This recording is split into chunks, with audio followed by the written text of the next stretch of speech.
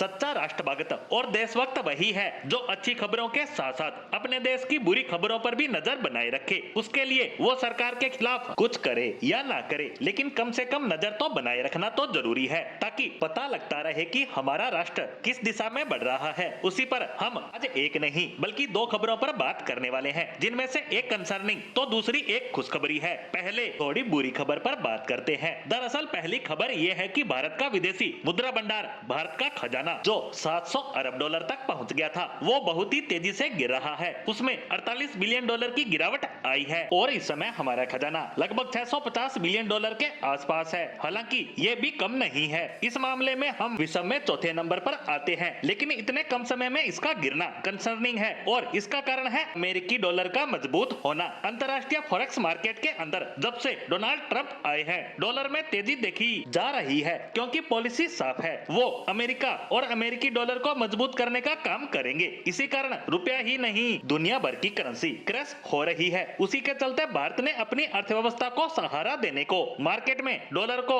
Release किया है, ताकि भारतीय रुपया ज्यादा ना गिरे। हालांकि ज्यादा लंबा नहीं, लेकिन इस ट्रेंड को हमें 2-3 महीने और सहना पड़ सकता है, क्योंकि तब तक ट्रंप की पॉलिसीज के बारे में पता चल जाएगा और उसके खिलाफ एक फ्रेमवर्क भी तैयार किया जा सकेगा। लेकिन तब तक हमें रुपए को बचाए रखना ही होगा। यह तो थी थोड़ा निराश करने वाली खबर। वहीं अब बात करते हैं बम्पर खुशखबरी के बारे में। रिपोर्ट आई है कि भारत में एफडीआई यानी फॉरेन डायरेक्ट इन्वेस्टमेंट 45% के जबरदस्त उछाल के साथ लगभग 30 बिलियन डॉलर के पार जा चुका है और ये भारतीय अर्थव्यवस्था के लिए बहुत ही शानदार खबर है। लेकिन जो लोग नहीं जानते एफडीआई के बारे में, तो दुनिया भर की कंपनियां, संस्थाएं भारत में कितना निवेश करती हैं, कितना पैसा लगाती है, उसे एफडीआई कहा जाता है। ये अप्रैल से लेकर सितंबर के महीने में करीबन 30 बिलियन डॉलर के पार जा चुका है। जिन लोगों को इसका अंदाजा नहीं है, तो भारतीय रुपए में बता दूं कि ये करीबन 2,70,000 करोड़ रुपए बैठता है, जो कि बहुत ही बड़ा अमाउंट है और ये भारत में इन्वेस्ट किया गया है विदेशी कंपनियों, संस्थाओं और देशों द्वारा। और इसमें सबसे आगे है सिंगापुर। हालांकि वह काफी छोटा देश है, लेकिन वो भारत में जबरदस्त तरीके से पैसा इन्वेस्ट कर रहा है और भारतीय अर्थव्यवस्था को कर रहा है बूस्ट।